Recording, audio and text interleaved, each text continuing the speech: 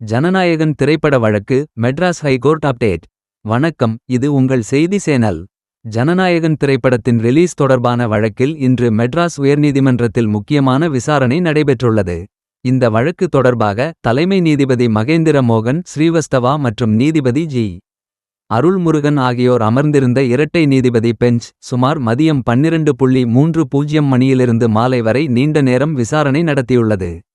வழக்கின் பின்னணி: ஜனநாயகன் திரைப்படத்திற்கு சென்சார் சான்றிதழ் வழங்கப்படாததை எதிர்த்து தயாரிப்பு நிறுவனம் முதலில் ஒற்றை நீதிபதி முன் மனு தாக்கல் செய்தது. அந்த வழக்கில் படத்தை உடனடியாக வெளியிடலாம் என ஒற்றை நீதிபதி உத்தரவிட்டார். இந்த உத்தரவை எதிர்த்து சென்சார் போர்டு உயர்நீதிமன்ற இரட்டை நீதிபதி பெஞ்சில் மேல்முறையீடு செய்தது. தலைமை பேச்சாளர் சென்சார் போர்டின் வாதம்.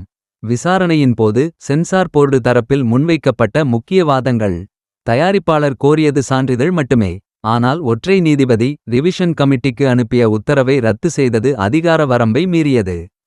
திரைப்படத்தை பார்க்காமல் பிராந்திய அதிகாரி சான்றிதழ் குறித்து மெயில் அனுப்பியதாக தெரிவித்தனர்.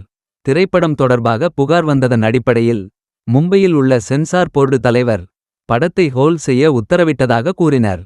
இராணுவம் மற்றும் மத நல்லிணக்கம் தொடர்பான சில காட்சிகள் குறித்து சந்தேகம் இருப்பதாகவும் தெரிவித்தனர். தயாரிப்பு தரப்பின் வாதம்.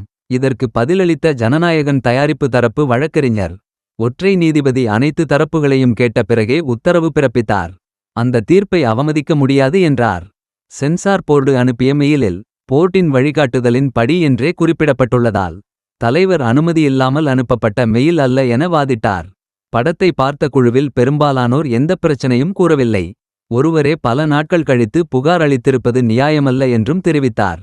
டிசம்பர் 25 முதல் ஜனவரி 5 வரை எந்த தகவலும் தராமல் தயாரிப்பாளர்களை இருட்டில் வைத்தது தவறு என்றும் குற்றம் சாட்டினார். புகார் விவகாரம்.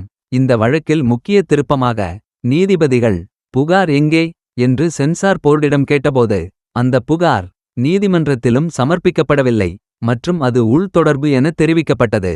இதனால் புகார் உண்மையில் உள்ளது தானா என்ற கேள்வியும் எழுந்தது. தீர்ப்பு ஒதுக்கீடு.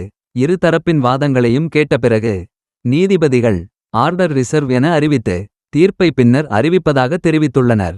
இதனால் இன்று எந்த இறுதி உத்தரவும் வெளியிடப்படவில்லை. இனி என்ன நடக்கும்? இந்த வழக்கில் தீர்ப்பு தயாரிப்பு தரப்புக்கு சாதகமாக வந்தால் சென்சார் போர்டு உச்சநீதிமன்றம் செல்ல வாய்ப்பு உள்ளது.